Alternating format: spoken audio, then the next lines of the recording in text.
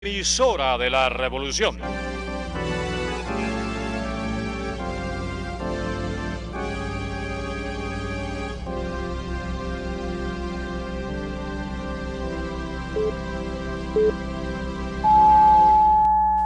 Una en punto.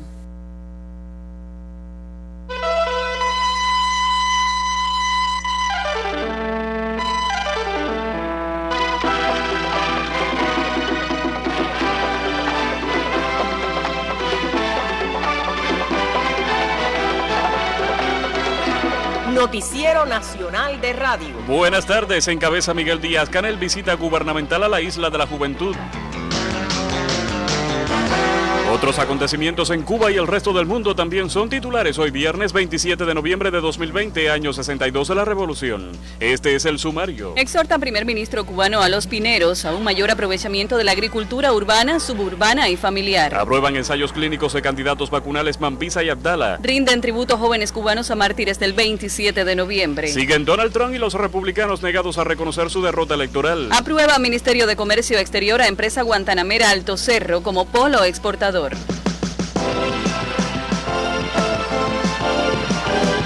Una hora para la información precisa. Dunia Silva y Jorge Luis Ríos le sugerimos conocer detalles sobre la videoconferencia que sostuvo el presidente cubano con los gobernadores del país.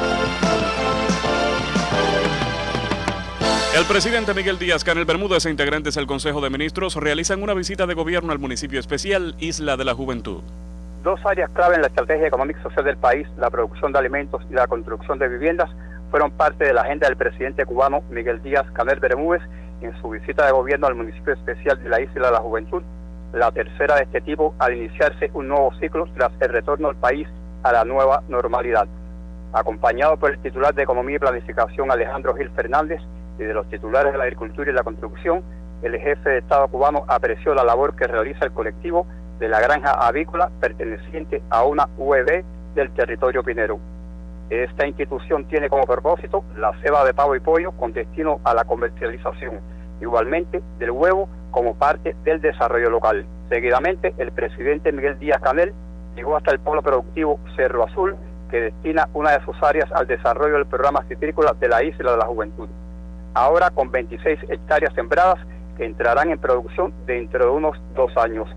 Junto a Gustavo Rodríguez Rollero, ministro de la Agricultura, conoció la estrategia que ahí se implementa para la siembra a futuro de unas 2.000 hectáreas de toronja, naranja y lima persa en la Isla de la Juventud. Aquí el mandatario cubano sostuvo un provechoso intercambio con un joven recién graduado de la especialidad de agronomía que dio una detallada explicación sobre el desarrollo de las plantaciones citrícolas y de las atenciones fitosanitarias a los cultivos para combatir las plagas, que fue objeto de elogios por Díaz-Canel por el nivel de preparación demostrada. Otro punto del recorrido fue la empresa Pesca Isla, donde se comercializa diferentes surtidos cuyo plan de desarrollo comprende la comercialización de diferentes especies de plataforma con destino al turismo y se procesan otros renglones que se venden a la población. De ahí el presidente se dirigió al polígono donde se construyen varias viviendas para dar respuesta al desarrollo demográfico del municipio especial. Junto al comandante de la Revolución y viceprimer ministro Ramiro Valdés Menéndez y el titular del ramo René Mesa Villafaña, el mandatario cubano recorrió varios inmuebles que se levantan hoy en una zona con una favorable estructura y que a partir de la tipología Sandino permitirá dar respuesta a necesidades habitacionales en la Isla de la Juventud. Ya casi al final de la mañana, el presidente Miguel Díaz-Canel Bermúdez realizaba un emotivo y provechoso encuentro con estudiantes y profesores de la Universidad Jesús Montañés Oropesa, donde intercambió sobre el papel de los jóvenes en el enfrentamiento a la COVID-19 y el papel del centro académico en la estrategia económica y social del país, y escuchó emotivas experiencias de los estudiantes que fueron protagonistas durante la pandemia. El presidente pidió la participación de todos en 3 tareas fundamentales durante la etapa post-COVID, en el impulso a la estrategia económica y social que impulsa el país, y como parte de ella, la tarea ordenamiento. Ustedes pueden ser un eslabón importante en este enfrentamiento de conciencia y responsabilidad para que las familias cubanas colaboren para que sus familiares respeten el aislamiento intradomiciliario en los casos de los cubanos que arriban al territorio nacional, decía el presidente Miguel Díaz-Canel. Profesores de la Universidad Jesús Montañés Oropesa en el territorio pinero hablaron de las investigaciones que desarrollan los docentes dirigidas a dar soluciones a los problemas del desarrollo socioeconómico del territorio en áreas tan importantes como son la producción de alimentos y el turismo, lo que ha fortalecido los vínculos gobierno-universidad y el extensionismo universitario. Provechosa jornada de trabajo del presidente cubano Miguel Díaz-Canel Bermúdez en visita de gobierno que realiza al municipio especial de la Isla de la Juventud, un territorio de unos 83.500 habitantes que hoy impulsa su desarrollo económico y social. Demetrio Villarrutia, Sistema de la Radio Cubana. El viceprimer ministro comandante de la Revolución, Ramiro Valdés Menéndez, recorre hoy varias obras que se ejecutan en la Isla de la Juventud. Como parte de la visita gubernamental que se realiza este viernes en la Isla de la Juventud, el comandante de la Revolución, Ramiro Valdés, recorrió obras constructivas que se ejecutan en beneficio de los pineros. En su recorrido conoció detalles del polígono de construcciones de vivienda de varias tipologías en el reparto Saigón, lugar donde se prevé se edifiquen más de 500 casas en los próximos 5 años. También sostuvo un encuentro con representantes del Consejo Popular Sierra Caballo, donde indicó mayor protagonismo de las organizaciones de masa y exhortó a la población a ahorrar energía ante el encarecimiento del precio del combustible en el mundo y el bloqueo de Estados Unidos a Cuba. Además, se interesó por la producción de materiales de construcción para la mejora del fondo habitacional, así como el aporte territorial del 1% que beneficia el programa de subsidio de la vivienda. El también viceprimer ministro Valdés Menéndez indicó el aprovechamiento de los recursos naturales como la arcilla y la siembra de bambú para la elaboración de muebles. Recorre Ramiro Valdés obras constructivas en la Isla de la Juventud. Para el Noticiero Nacional de Radio, Liliu Cruz. Y como parte de la visita gubernamental al municipio especial Isla de la Juventud, el vicepresidente Salvador Valdés Mesa llamó hoy a los pineros a incrementar la producción de alimentos. El primer deber es producir para el pueblo, a la economía y generar riqueza, proclamó en Nueva Gerona Salvador Valdés Mesa, vicepresidente de Cuba. El productor tiene que producir de todo y no concretarse solo en unos pocos cultivos y alcanzar buenos rendimientos, que hoy son pocos. Valdés Mesa, quien formó parte de una visita gubernamental al territorio insular, señaló que la isla cuenta con reservorios de agua y máquinas de riego muy superior a otras provincias del país, lo que realmente es necesario que esta situación se revierta. Al reflexionar sobre los planes expuestos por directivos del sector, Valdés Mesa llamó a resolver el problema de la semilla y mejorar los rendimientos. El vicemandatario de Cuba recorrió también el poblado de La Victoria. Allí sostuvo un ameno diálogo con integrantes del Consejo Popular del lugar, a quienes invitó a mantener siempre la bandera de la eficiencia y la disciplina para salvar a la revolución. En la empresa agroindustrial Jesús Montaner Oropesa apreció el secado de plantas medicinales y recorrió otras áreas como la nueva línea de procesamiento que cuatriplica la producción anterior. Ustedes tienen que tener soberanía y no dejarse de vencer ante cualquier contingencia, aseguró Valdés Mesa en el municipio especial.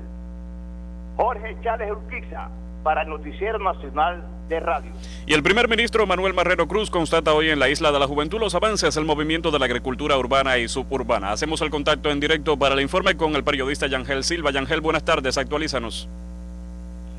Sí, muchísimas gracias. El saludo para ti, también para todos los que se encuentran a esta hora junto a nosotros. La señal de Rebelde aquí en la Isla de la Juventud y efectivamente, como decías, el primer ministro de la República de Cuba, Manuel Marrero Cruz, constató en visita gubernamental a nuestro territorio los avances de la agricultura urbana, suburbana y en algunas entidades también que se encuentran en perfeccionamiento empresarial.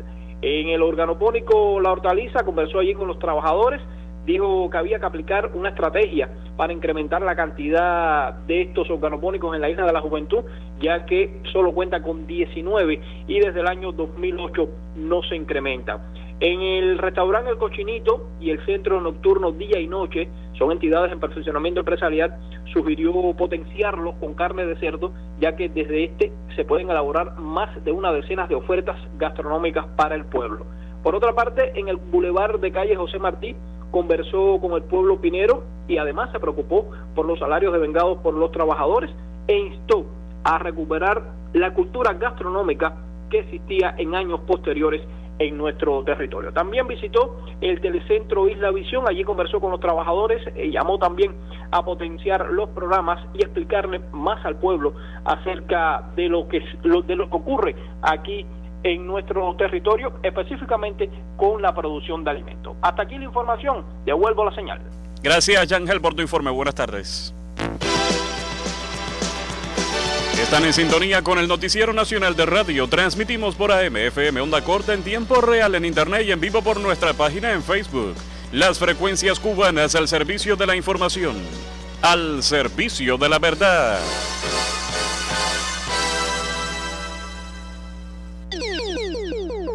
Una 10 minutos.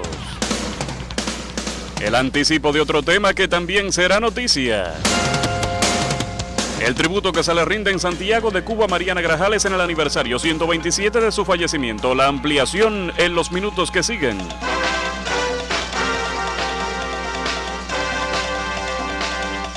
Tras una minuciosa revisión del expediente presentado que incluyó las evidencias de los resultados del desarrollo farmacéutico y los estudios en animales, el Centro para el Control Estatal de Medicamentos, Equipos y Dispositivos Médicos, SECMED, autorizó el inicio de los ensayos clínicos de los dos nuevos candidatos vacunales cubanos contra la COVID-19, denominados Mambisa CIGB 669 y Abdala CIGB 66. Obtenidos por investigadores del Centro de Ingeniería Genética y Biotecnología, CIGB, entidad perteneciente al grupo empresarial BioCuba Pharma, el correspondiente a Mambisa, cuya vía de administración es intranasal, se realizará en La Habana, mientras el Abdala, su modo de empleo es intramuscular y tendrá lugar en la ciudad de Santiago de Cuba. Como precisó agrama el doctor Eulogio Pimentel Vázquez, director general del CIGB, en ambos casos se busca evaluar ante todo la seguridad de los candidatos vacunales en personas sanas con edades entre 18 y 54 años y en segundo lugar la capacidad de poder inducir la producción de anticuerpos que potencien la adecuada respuesta del organismo frente al virus SARS-CoV-2 causante de la enfermedad. Igualmente destacó, durante los ensayos se explorará la eficacia de las dos formas de aplicación enunciadas y la combinación de estas. Luego de recibir la aprobación de la Autoridad Regulatoria Nacional, comenzará de inmediato la etapa de reclutamiento de los voluntarios que participarán en el estudio. Según uno de los sitios más visitados dedicados al seguimiento de todos los candidatos asociados a vacunas contra la COVID-19, hasta el 24 de noviembre se registraban en el mundo 237 proyectos y de ellos 40 ya habían alcanzado la etapa de desarrollo clínico. Cuba, que cuenta con una industria farmacéutica y biotecnológica reconocida, está involucrada de forma acelerada desde el mes de marzo en la carrera por la obtención de una o más vacunas contra la COVID-19. Para ello desarrolla varios proyectos de candidatos vacunales que abordan diferentes tecnologías industriales, vías de administración y tipos de antígenos. Ya nuestros científicos han logrado 4, Soberana 1 y 2, Mambisa y Abdala. Estos proyectos no compiten por recursos humanos ni por capacidades industriales,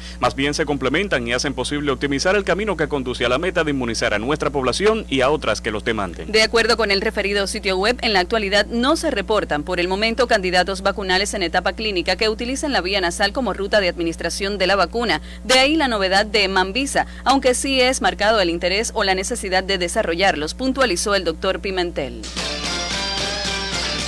Cuba reportó hoy 28 altas médicas y 35 nuevos casos de la COVID-19. Este viernes, el director nacional de epidemiología del Ministerio de Salud Pública, doctor Francisco Durán, actualizó la situación epidemiológica del país en el periodo de la última semana e informó que al cierre de este jueves se registran 35 personas positivas a la enfermedad, de ellos 28 con fuente de infección en el extranjero y 7 casos autóctonos. Los importados, uno es de Pinar del Río, uno es de Artemisa, 8 son de aquí de La Habana, de Cienfuegos 2, de Villa Clara 1, de Santi Espíritu 4, de Ciego de Ávila 5, de Camagüey 2, de Holguín 1, de Granma 1 y de Santiago de Cuba 2. Las 7 personas diagnosticadas con COVID autóctonas, o sea, transmisión en nuestro país, pues 2 son de aquí de La Lisa, son contacto de un caso confirmado importado. En Matanzas hay un caso del municipio de Cárdenas, que también es contacto de un caso importado. En Villa Clara hay un caso del municipio Camajuaní, en el cual se está precisando la fuente de infección. En Ciego de Ávila hay un caso. Y en Songo La Maya, provincia de Santiago de Cuba, hay 2 casos. Un contacto de caso confirmado importado y uno con fuente de infección que se está precisando. El titular de epidemiología de Cuba explicó además que de los 35 positivos registrados, 33 son asintomáticos. Asimismo, se acumulan 930 niños contagiados, de los que se han recuperado 870 y se confirma un total de 39 lactantes. Yo llamo la atención y realmente deja mucho que decir que no tengamos en cuidado a nuestros niños. Y si son lactantes, pues todavía más. En la última semana se confirmaron 350 casos frente a los 238 reportados en igual periodo de tiempo. De ellos, 155 son importados, triplicando el número de casos provenientes del extranjero, con 51 reportados la semana anterior. Durán informó además que en la semana se produjo la muerte de una persona por la COVID-19, se otorgaron 259 altas y no se pudo determinar la fuente de infección de 7 pacientes. Del total de casos confirmados en Cuba, hasta la fecha, 8.110. Cubanos son 7.875. Extranjeros, 235. El 89,1% de todos los diagnosticados en Cuba, estamos hablando de 7.230 personas, se infectaron en el territorio nacional como consecuencia de ser contacto de un caso confirmado, de un caso importado o vinculado con viaje o con extranjero. Se trata de precisar hasta el último detalle dónde se contagió, porque en base a eso se hacen las acciones de control de forma intensiva. El otro dato que se ha incrementado en los últimos días es que el 62,8% de los casos confirmados en Cuba han sido totalmente asintomáticos en el momento del diagnóstico. El titular de epidemiología señaló además que fueron procesadas durante la semana 69.739 muestras en toda la nación. El número de muestras tiene que ver también con el número de pasajeros que arriban por estos territorios. Cada vez que llega una persona del exterior, pues se le realiza un PCR. Y después, a los casos que van a domicilio, pues se le realiza un PCR al 5º día. Eso hace que los lugares donde tengamos casos importados, los lugares por donde arriban los vuelos, pues también tengan un número mayor de PCR realizados. El doctor Durán resaltó que Cuba continúa trabajando para controlar y erradicar la pandemia de la COVID-19. No obstante, instó al autocuidado y al cumplimiento de todas las medidas higiénico-sanitarias. Soy Aymara Vigil para el Sistema Informativo de la Radio Cubana. En Ciego de Ávila se fortalecen las medidas para enfrentar a la COVID-19 ante el incremento del arribo de viajeros. Luego de abierto los aeropuertos del país el pasado 15 de noviembre y que actualmente la provincia de Ciego de Ávila transita por la fase de recuperación de la COVID-19, se adopta un grupo de medidas para evitar los posibles contagios con todas las personas que den positivo al virus y que transitan por esta ciudad. La tendencia de los casos detectados con el nuevo coronavirus es el incremento de los importados, por lo que urge cumplir con los protocolos establecidos para no retroceder en la fase y continuar avanzando hacia la nueva normalidad. El municipio de Ciego de Ávila es el que más incidencia tiene de viajeros que arriban a la provincia, por lo que los mismos se deben tratar como si fueran positivos, destacó Julio Gómez Casanova, presidente del Consejo de Defensa Municipal. Primero, hay una evaluación diaria, tanto en el Consejo de Defensa Municipal como en la reunión técnica de salud, de cada una de estas personas. ¿Quién es el responsable de hacerle la vigilancia por la parte de salud? La pesquisa todos los días, para nosotros también tener un medidor y poder ir evaluando que esto sea más eficaz. De igual manera se ha creado un sistema a la base que ya muestra resultados con los CDR, la federación, los delegados que hoy están involucrados en esta tarea a tiempo completo, en función, primero que nada, de detectar a tiempo. Casi todos los viajeros que llegan se sabe con antelación, la familia, las personas hacia donde ellos vienen, cuándo van a llegar estas personas, y que puedan dar esta información de manera tal que el consultorio del médico de la familia estén atentos y una vez que llegue rápidamente se hacen las acciones de control a partir de que los listados en ocasiones llegan con varios días de atraso. Hoy la prioridad principal en el enfrentamiento al tema de la COVID está concentrada en el tema de los viajeros. Es fundamental la participación de los CDR y la FMC, como bien usted dijo, ¿no es así? Sí, el protagonismo de los factores de la comunidad es determinante en esta situación. Tanto los CDR, la Federación, la Asociación de Combatientes, el delegado de la circunscripción, todo ese conjunto de fuerzas revolucionarias que tenemos a la base, son los que de verdad pueden garantizar, porque fíjense, no es solo identificar, luego la vigilancia para que de verdad cumplan con lo que está estipulado en la advertencia sanitaria, que tienen que permanecer en la casa hasta tanto se haga el segundo PCR evolutivo a los 5 días. Todas esas cuestiones para materializarlas, el jefe de sector en cada uno de los consejos populares, todas esas cuestiones son determinantes para nosotros ganar esta batalla. Rigurosas medidas adoptan en Ciego de Ávila ante el incremento de viajeros que arriban a la provincia. Luis Falcón Saavedra, Noticiero Nacional de Radio. El Vidatox 30CH, desarrollado por el grupo empresarial La Biofan en Cienfuegos, constituye uno de los 6 renglones exportables consolidados por el sector de la agricultura en la provincia. Según el máster en ciencias Fabio Jesús Linares, en lo que va de 2020, han exportado cerca de 5.000 frascos del producto homeopático que produce desde hace 6 años el Laboratorio de Homeopatía de la Universidad de Ciencias Médicas del Territorio, y desde hace 4 exportan a varios continentes. De acuerdo con Linares, tras su registro en 17 naciones, el Vidatox tiene una alta demanda en Vietnam y países del área de las Américas, Europa y Asia. Denominado con anterioridad TRJC30, constituyó el primer medicamento de la Biofan destinado para uso humano, registrado ante el Centro para el Control Estatal de Medicamentos, Equipos y Dispositivos Médicos, cuyo principio activo es el veneno del escorpión Rhophalorus junceus. Contribuye a mejorar la calidad de vida de los pacientes enfermos de cáncer. Además del Vidatox, otros rubros agrícolas exportables consolidados de Cienfuegos con un buen encadenamiento productivo y un mercado seguro son el tabaco, la miel de abeja, el café, el carbón vegetal y el Biorat, destinado al control de plagas de roedores. En Camagüey se realizó el acto nacional de clausura de la Jornada de Seguridad y Salud en el Trabajo.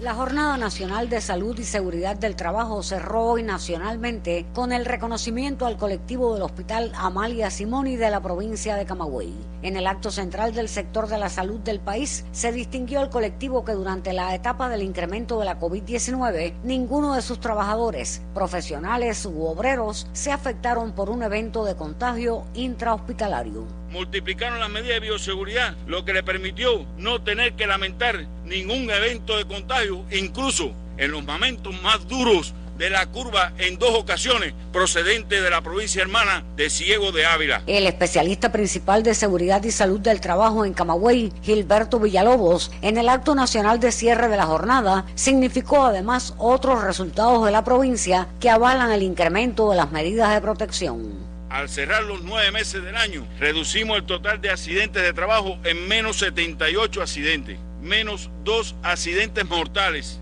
lesionados menos 39 y reducimos en menos 2.448 hombres horas días perdidos, mientras que la accidentalidad en la vía continúa siendo un flagelo en nuestra provincia.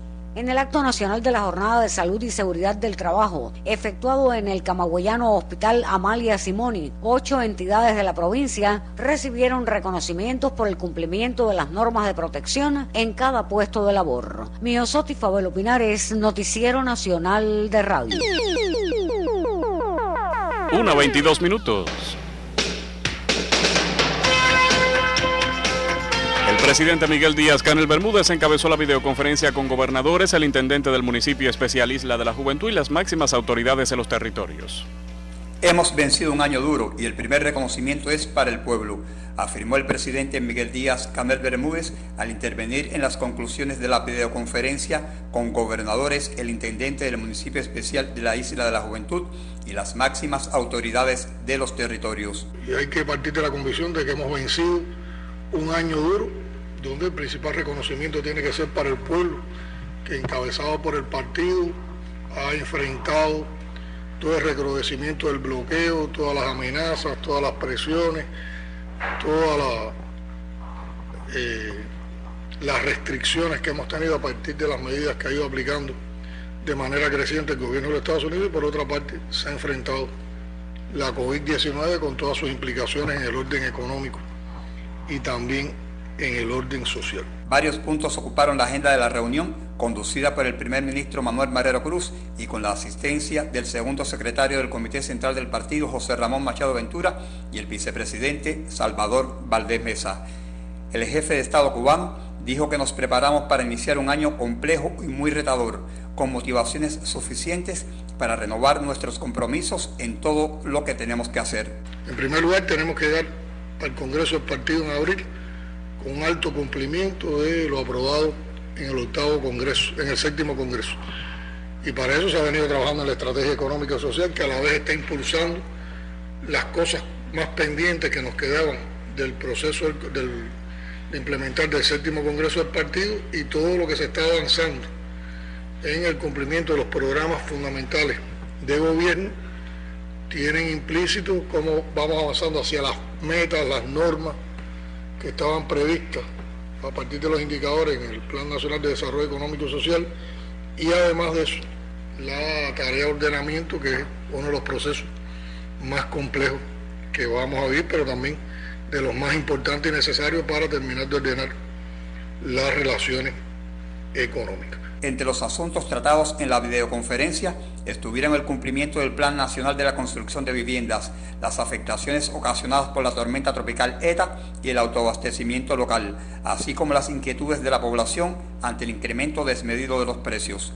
En el segundo año de la aplicación de la política de la vivienda y al cierre del mes de octubre, el cumplimiento del Plan Nacional de Construcción de Inmuebles se encuentra al 98% e incluye las estatales, subsidios y por esfuerzo propio. En este sentido, el mandatario de nuestro país comentó las prioridades para lo que resta del año e inicios del próximo. Que hay que buscar el cumplimiento del año, avanzar en los ámbitos más atrasados, que son el estatal y las células básicas, preparar ya desde ahora la garantía de que podemos iniciar el 2021 con continuidad en el plan, y por supuesto creando la base para también el cumplimiento del plan de vivienda 2021. Sería el tercer año de la política, ¿no?, de implementación de la política para la vivienda. El primer ministro Manuel Marrero Cruz insistió en la necesidad de eliminar las ilegalidades en las viviendas, una responsabilidad que tienen que exigir los municipios, y consideró esencial que cada inmueble se termine con calidad. Pero nosotros necesitamos que las viviendas se terminen en el año, pero que se terminen con la calidad que hemos ya definido, que se termine con el habitable de verdad. Al considerar las afectaciones de la tormenta tropical ETA, trascendió que en el caso de la vivienda, el 16% de ellas han sido solucionadas. La tormenta tropical afectó esencialmente, además de la vivienda, los viales y la agricultura, en esta última con impacto en 10 cultivos y atrasos en la campaña de siembra de frío. Díaz-Canel manifestó que en un año muy golpeado por los fenómenos meteorológicos necesitamos seguir consolidando los polos productivos, romper trabas, potenciar las experiencias de los mejores productores y darle un mejor uso a las tierras ociosas. Un tema que centró la atención del orden del día de la videoconferencia resultó también el incremento desmedido de los precios, sobre todo de los productos agropecuarios, que ha sido causa de disgusto entre la población. Sobre el particular, el mandatario cubano llamó a asumir este enfrentamiento con personas decentes y comprometidas, con el control popular, que el pueblo sea el principal inspector de los precios junto a los cuadros, y que se haga transparente la gestión de precios utilizando a todos los medios de comunicación. Y lo primero que hay que salir a discutir con los que en estos momentos están subiendo los precios, ¿por qué los están subiendo? Porque aquí no le hemos subido impuesto a nadie, aquí seguimos dando salud y educación gratuita para todos, aquí hemos tenido un gasto social tremendo para proteger a la población en medio de la COVID, y a la gente no le ha costado.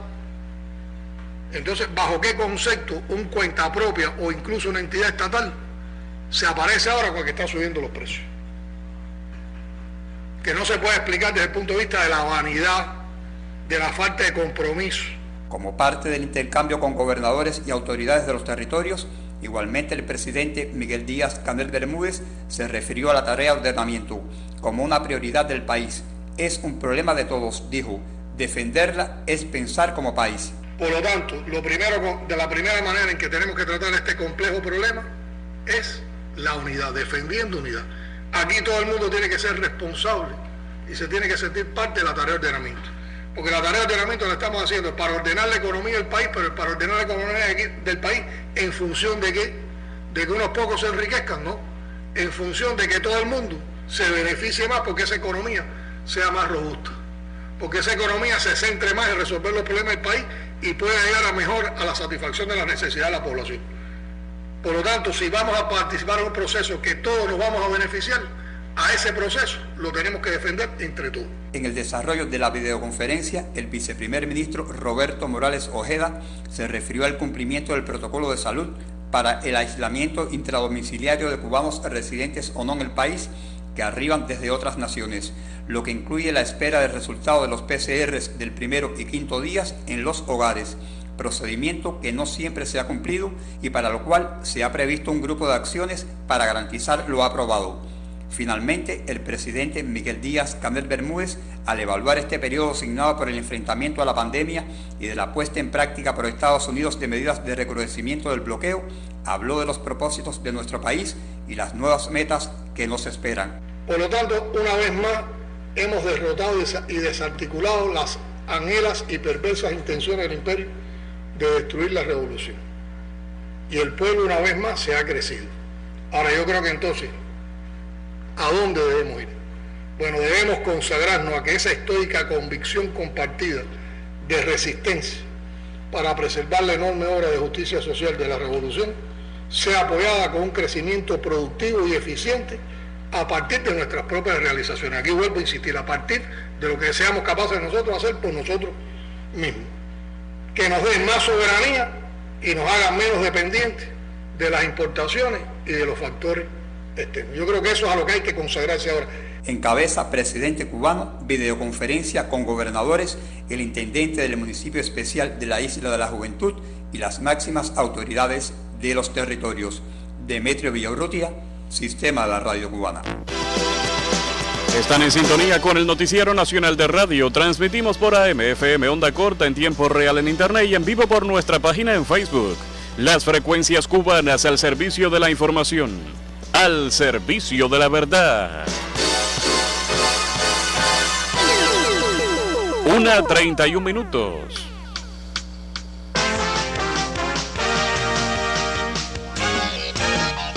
A la explanada de la Punta volverán hoy el estudiantado y los jóvenes cubanos para honrar a los mártires el 27 de noviembre y reafirmar el sagrado compromiso con Cuba y su historia, la revolución y el porvenir. No marchará esta vez la muchachada San Lázaro abajo desde la colina universitaria debido a las restricciones que impone la pandemia y no lo permiten, pero una representación de los Pinos Nuevos se dará cita ante el monumento a los 8 estudiantes asesinados por el colonialismo español 149 años atrás para rendirles tributo. Este es de esos días para alzar las voces y juntar las almas. El 27 de noviembre es historia viva, un perenne recordatorio, una fecha que sigue doliendo y convocando a la acción y al repudio de ese y todos los crímenes que a diario se cometen en el mundo, afirmó el miembro del Secretariado Nacional de la Federación Estudiantil Universitaria, Pedro Luis Zacarías. Sencillo pero sentido será el homenaje a Alonso Álvarez, Carlos de la Torre, Pascual Rodríguez, Eladio González, Ángel Laborde, Anacleto Bermúdez, José de Marcos Medina y Carlos Verdugo, al pie del monumento erigido en el lugar donde fueron fusilados esos 8 mártires casi adolescentes la tarde de aquel aciago día. Con flores y encendidas palabras y el amor hecho verso y canción serán recordados al atardecer en la Punta, allí donde estudiantes de las ciencias médicas realizan guardias de honor durante todo el día. Zacarías explicó además que será el cierre de una jornada que alcanzará universidades y otros escenarios de toda Cuba y que en La Habana llevará al estudiantado hasta el mausoleo en la necrópolis Cristóbal Colón, donde reposan los restos de esos 8 eternos condiscípulos.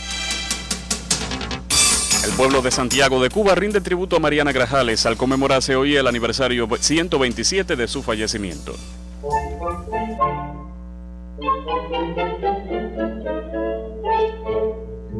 Las ofrendas florales para Mariana Grajales Cuello fueron ofrecidas a la Madre de la Patria ante la tumba donde descansan sus restos en el Cementerio Patrimonial Santa Ifigenia de Santiago de Cuba en ocasión del aniversario 127 de su fallecimiento en Kingston, Jamaica, el 27 de noviembre de 1893. Atendiendo a los protocolos sanitarios en composición reducida, acudieron las féminas de la ciudad heroica para honrar a la patriota Imambisa en un tributo de amor y respeto que brindó la Federación de Mujeres Cubanas con la presencia de la joven secretaria del partido en el distrito, José Martí. Agnia Poblador Cerquera, secretaria general del Comité Distrital del partido, José Martí. Mariana fue un paradigma y mujer cubana revolucionaria que en nuestros días no la imite y no trate de mantener vivo ese ejemplo, ese legado, pues de alguna manera sería algo indigno. Ella con su ejemplo hace muchos años, cuando le tocó en su tiempo, en su momento, tan desprendida, tan amante de sus hijos y de la patria, pero a la vez también tan desprendida de mandarlos al campo de batalla para que tuviéramos libertad, y tal vez no imaginó que muchos años después hoy pudiéramos gozar de todas las libertades, facultades que hoy podamos tener como mujeres, como ciudadanos, libres, independientes, en un momento además donde el mundo se enfrenta a una pandemia que jamás la había vivido, que jamás la había visto. Cuba, con ese ejemplo de esas mujeres, pues sigue dándole al mundo el ejemplo de que un mundo mejor es posible. Nosotros todos los días con lo que hacemos, lo hacemos pensando en Mariana, lo hacemos pensando en aquellas otras que también siguieron su ejemplo, en Vilma, en Aide y en tantas otras que en un momento determinado se sacrificaron por esta independencia y esta libertad plena que podemos disfrutar. Progenitora de 14 hijos, la santiaguera Mariana Grajales Cuello, la madre de la patria, es el paradigma que tienen las mujeres cubanas para afrontar los desafíos presentes y futuros, inspiradas en el ejemplo de esta heroína que consagró su vida a la lucha contra el colonialismo español para que su amada Cuba fuera libre e independiente. Yo soy Sergio Martínez Martínez, junto a Jorge Mora en el sistema de la radio cubana. 1:35. La noticia en el mundo hoy. Donald Trump sigue negado a reconocer su derrota electoral y le acompañan líderes republicanos, incluso en momentos en que las agencias del gobierno federal inician preparaciones para apoyar al gobierno entrante del presidente electo Joe Biden. Aunque hay un evidente vencedor y no hay evidencia de un fraude generalizado, un día después de que Trump admitiera que su gobierno debería comenzar a trabajar con el equipo de Biden, los aliados del magnate presentaron otras 3 demandas para tratar de frenar la certificación de los resultados en 2 estados disputados. Los republicanos presentaron una reclamación ante la Corte Suprema de Wisconsin para bloquear la certificación de los resultados de la elección presidencial en ese estado el próximo martes. En Arizona, los republicanos presentaron una demanda sobre la inspección de boletas cuando la certificación allí de los comicios será el lunes venidero. En Michigan, un juez no emitió un fallo sobre el litigio interpuesto por los republicanos y el estado certificó la victoria de Joe Biden. Entre tanto, el miércoles Trump reiteró infundadamente que él ganó la elección y repitió falsedades cuando llamó a un evento realizado por republicanos en Pensilvania que investigue acusaciones no probadas de fraude electoral. Ayer Trump aseguró que dejará la Casa Blanca si el Colegio Electoral de Estados Unidos formaliza la victoria de Joe Biden, aunque insistió en que esa decisión sería un error. El mandatario pasó el jueves reiterando afirmaciones sin fundamento de que su derrota electoral se debió a un fraude masivo y a funcionarios deshonestos en estados decisivos. Analistas han advertido que la estrategia de Trump no busca cambiar el resultado, sino formular una serie de afirmaciones fantasmas sobre la contienda presidencial para infectar a la nación con dudas. Es una maniobra tolerada por muchos republicanos, especialmente el líder de la mayoría en el Senado, Mitch McConnell, aferrados a Trump para mantener el entusiasmo entre su base de votantes antes de las segundas vueltas electorales del 5 de enero en Georgia. Esos comicios para escaños en el Senado determinarán si los republicanos controlarán finalmente la Cámara Alta del Congreso estadounidense. Para el académico residente en el Instituto de Estudios Gubernamentales en la Universidad de California en Berkeley, Thomas Mann,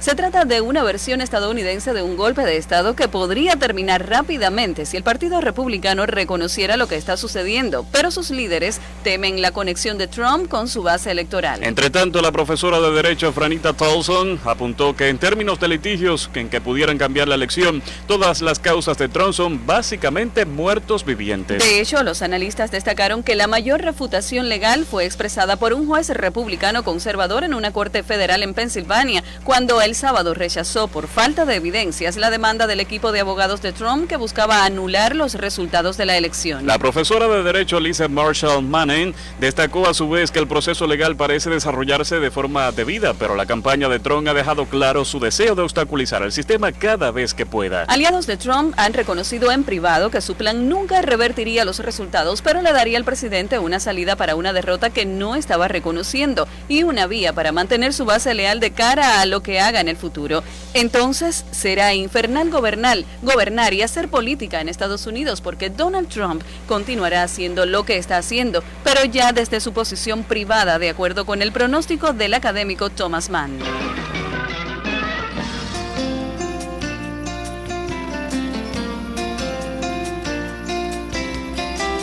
Lluvias a la costa norte oriental, pronostica el Instituto de Meteorología. Los argumentos ahora con el máster en ciencias Miguel Ángel Hernández. Miguel Ángel, buenas tardes. Buenas tardes, muchas gracias.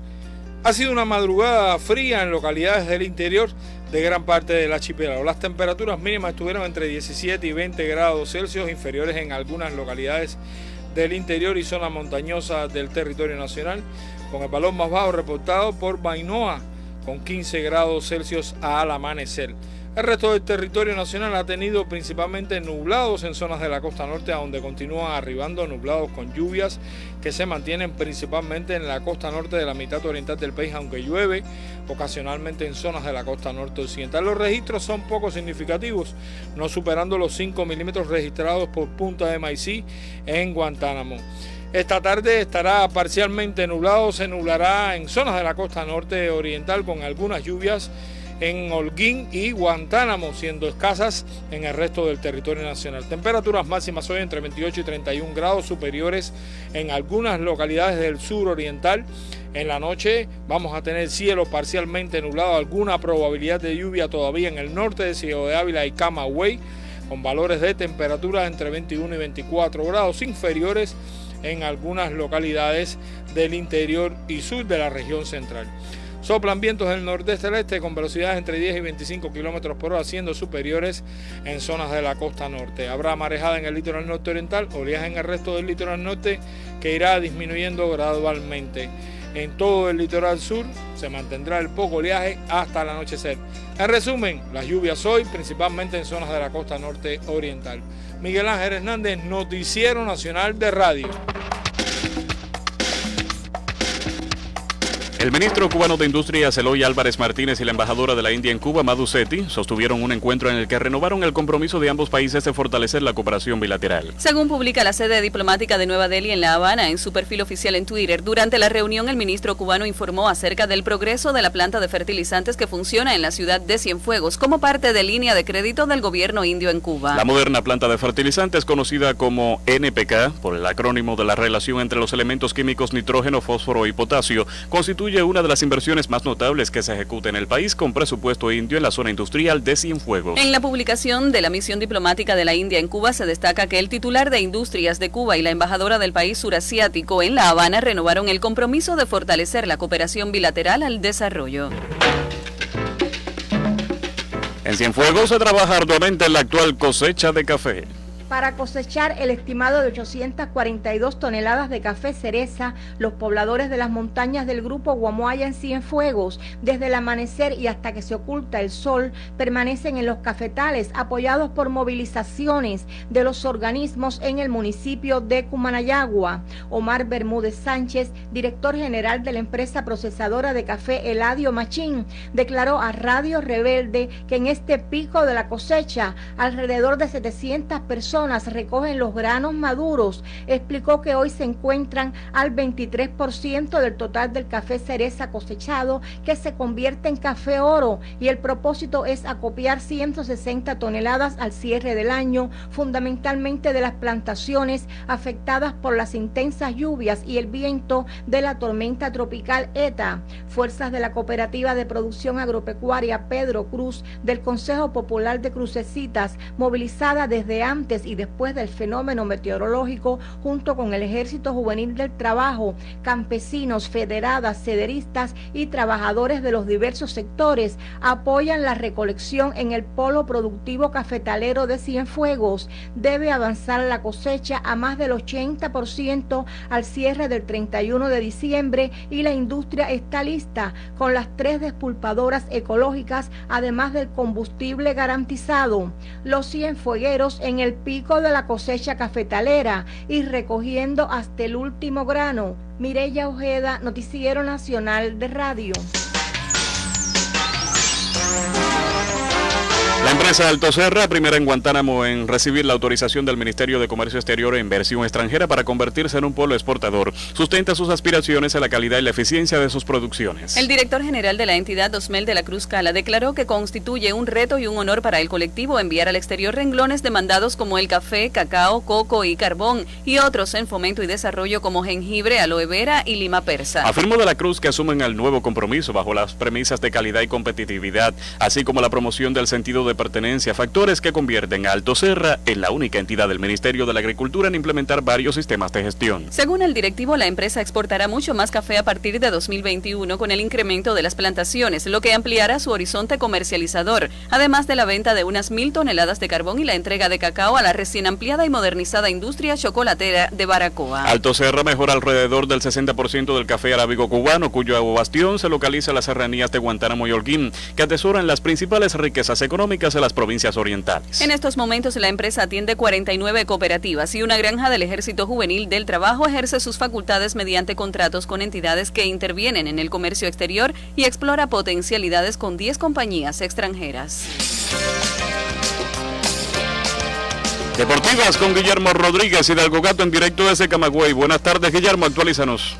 Sí, gracias, Jorge. Buenas tardes para ti. Los saludos a todos los que están con el Noticiero Nacional de Radio. Efectivamente, aquí estamos en la ciudad de Camagüey, donde a las 8 de la noche comenzará en el Palacio de los Deportes Rafael Fortún Chacón con transmisión de Radio Rebelde, el match de retadores del boxeo cubano, primer gran examen para los púgiles que aspiran a representar a nuestro país en las 8 divisiones para los Juegos Olímpicos de Tokio. En los 52 kilogramos, Giovanni Baitilla enfrentará a Damián Arce, ya lo venció el espirituano el pasado año. Lázaro Álvarez en 57, 3 veces campeón mundial, se la verá con el campeón panamericano David Caballero. El doble monarca del mundo, Andy Cruz, estará enfrentando a los 63 a Jorge Moirán.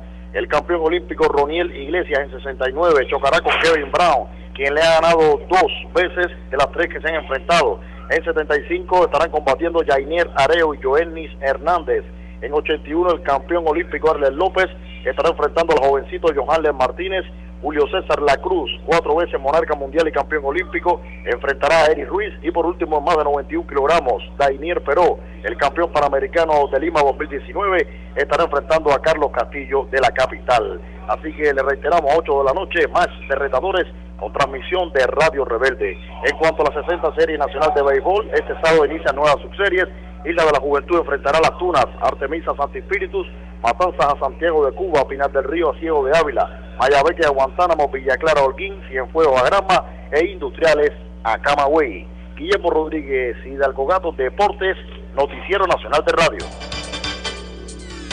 El grupo de robótica y mecatrónica de la Universidad Tecnológica de La Habana, José Antonio Echeverría, participa hoy de manera virtual en una competencia internacional de habilidades para diseñar, construir y programar robots físicos o simulados RoboRave 2020. En la competencia organizada por Mablebots Robotics, en colaboración con RoboRave Internacional, Cuba participará con 4 equipos en 3 categorías diferentes, cada uno con un entrenador y un total de 16 jugadores. El evento, que se desarrollará hasta el 29 de noviembre, los participantes desarrollarán sus proyectos utilizando el enfoque de ciencia, tecnología, ingeniería, arte y matemáticas, así como el pensamiento computacional. La profesora de la Facultad de Ingeniería Automática y coordinadora del grupo de robótica, Ivonne Oristela Benítez, explicó a la revista Juventud Técnica que los equipos concursantes deberán codificar el robot para completar el reto, descargarán el código para el robot virtual y competirán contra todos los jugadores.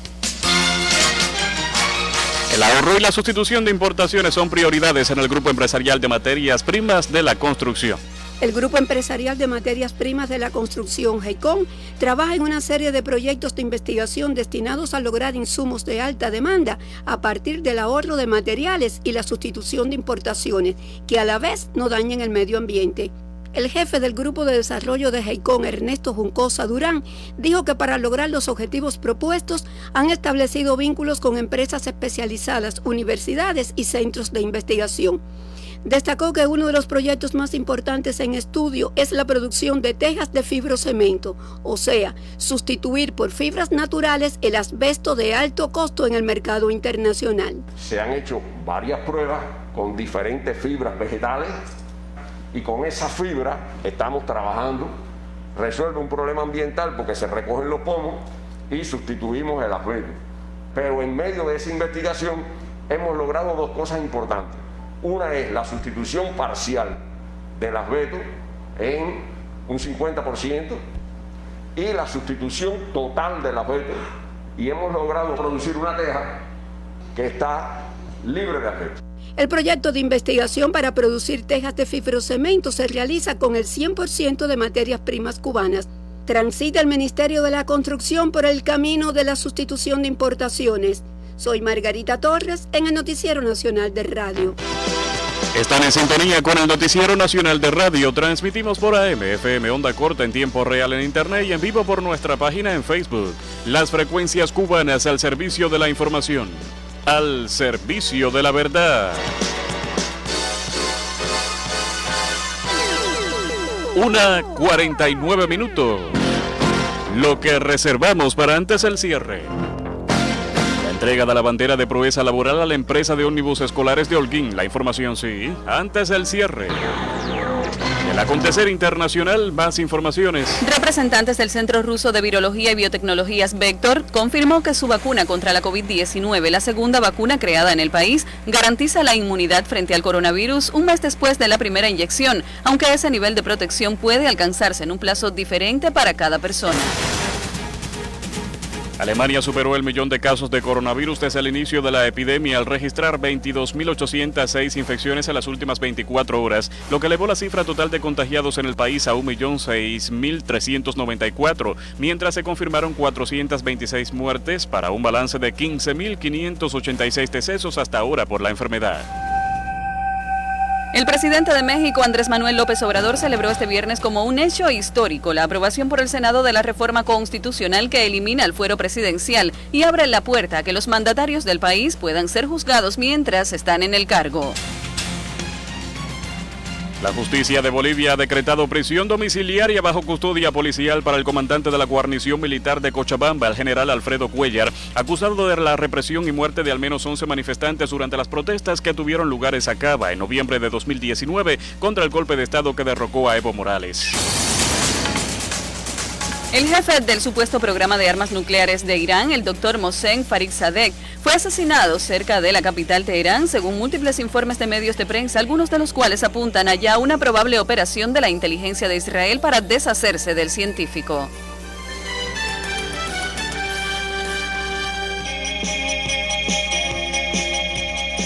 En Granma, la Unión de Jóvenes Comunistas entregó hoy el premio Abdala a los granmenses comandantes de la Revolución Guillermo García Frías, al ministro de las Fuerzas Armadas Revolucionarias, general del Cuerpo de Ejército Leopoldo Sintra Frías, y a la fundadora del Pelotón de las Marianas del Cester Puebla le fue otorgado el premio Abdala 2020.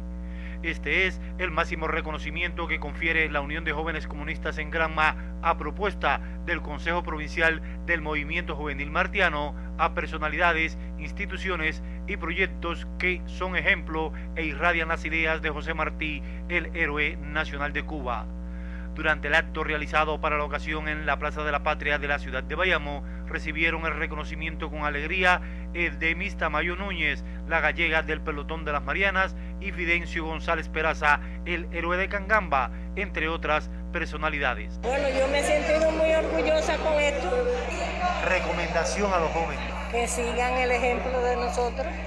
Este es un reconocimiento extremadamente especial para nosotros, porque ahí queda demostrado de que hay continuidad, de que hay amor por parte de la juventud hacia la revolución. Con esa capacidad de trascender en el tiempo, José Martí, el héroe nacional de Cuba, continuó uniendo las generaciones de cubanos al contemplarse entre los premiados a un grupo de jóvenes como la periodista de televisión Susel Domínguez Serrano. Sin dudas es un alto honor recibir este premio que premia justamente la investigación, la dedicación, la divulgación a la obra martiana, que siempre va a ser poco cuanto hagamos por el héroe nacional de Cuba, que siempre va a ser poco todo lo que divulguemos en torno a ello, porque es muy amplio su caudal, son muchas sus enseñanzas, y si desde la juventud lo hacemos con el corazón y lo hacemos bien, entonces sería el legado a las nuevas generaciones, que es lo que se pretende. Además de personalidades, el premio Abdala 2020 lo recibieron también instituciones y proyectos culturales como la filial de la Sociedad Cultural José Martí aquí, el Monumento Nacional Dos Ríos y el proyecto cultural Las Avispas del municipio de Jiguaní, homenajeando a José Martí en el aniversario 125 de su caída en combate.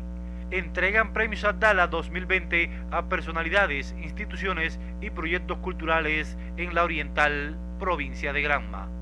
Alminer Cabrera Ríos en el Noticiero Nacional de Radio.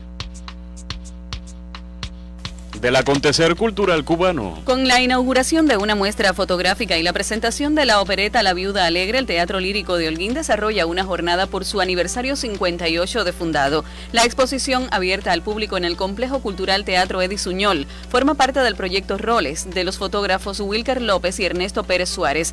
Por su parte, La Viuda Alegre está bajo la dirección general de la soprano María Dolores Rodríguez y artística del barítono Abel Carballosa. Una rehabilitación integral recibe el Castillo del Morro, San Pedro de la Roca y sus zonas aledañas para preservar los valores de esa joya de la ingeniería militar en el Caribe, levantada en el siglo XVII en el canal de entrada de la bahía de la ciudad de Santiago de Cuba.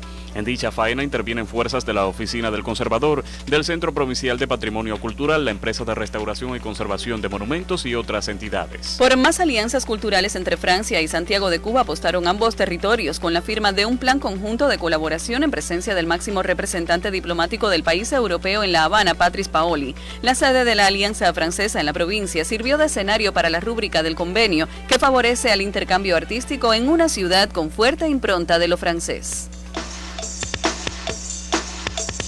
La empresa de ómnibus escolares de Holguín recibió la bandera de proeza laboral.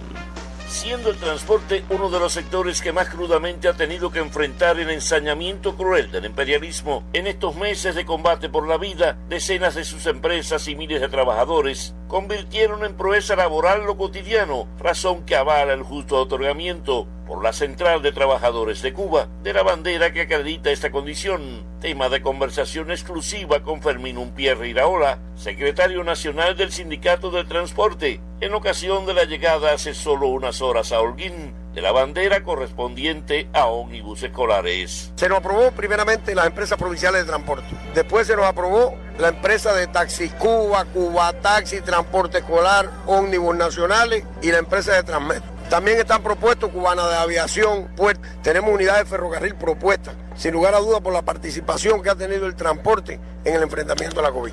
Los médicos se transportaron, los hospitales, los policlínicos se priorizaron y también se priorizaron actividades importantes y actividades que deciden en la economía del país. Y ahí estuvieron los transportistas. Hoy estamos aquí en la V de Escolares de Holguín, la empresa de escolares por la labor que realizan y la que siguieron realizando durante la pandemia. Estos ómnibus, que por la idea genial del comandante de que se crearon los ómnibus escolares para la transportación de los niños, sin embargo cumplen otras misiones. Y hoy hay un reconocimiento del pueblo, y uno lo puede apreciar por la labor que han desempeñado y que todavía siguen desempeñando. Convencido que lo que tenemos que brindar un mejor servicio al pueblo y mejorarlo cada día. ¿Piensa cómo el pueblo? El otro día en el Comité Nacional el ministro estaba y yo le pregunté que si esa frase era de él o era alguien que la había dicho. Y me dijo que era de él y que Haroldo era el que más la utilizaba. Porque él es como él dice, hay que darse cuenta, como lo dijo Fidel en el año 62, que ese que está montando es tu hermano, que es tu primo, que es tu mamá. Ha existido un movimiento emulativo, pudiéramos decir, por la entrega de la bandera. Y sin lugar a duda, como usted decía, podemos palpar que hay un sentimiento, ha motivado, la gente se siente motivado. Además, y por cierto, ahora en estos momentos instituimos en coordinación con el ministro 85 colectivos que van a recibir un reconocimiento por su participación en la COVID, que quizás no llegaron a hacer la proeza, pero que participaron. No son héroes, pero estuvieron allí. Precisamente el diploma que instituimos dice eso. No soy un héroe, pero estuve allí. Y así estamos entregando ese diploma. Incluso colectivos, debo decirlo, que a veces no lo tenemos en cuenta por la labor que realizan inspectores. Los inspectores de la Unidad Estatal de Tráfico, Inspección Estatal, han estado presentes también en la pandemia, revisando que se cumplan los protocolos, que se desinfecten los ómnibus. O sea que hay un movimiento desde el ministro del Transporte hasta el último trabajador. Justa bandera de proeza laboral para los trabajadores del transporte en Cuba. Desde Holguín, Haroldo García, en el Noticiero Nacional de Radio.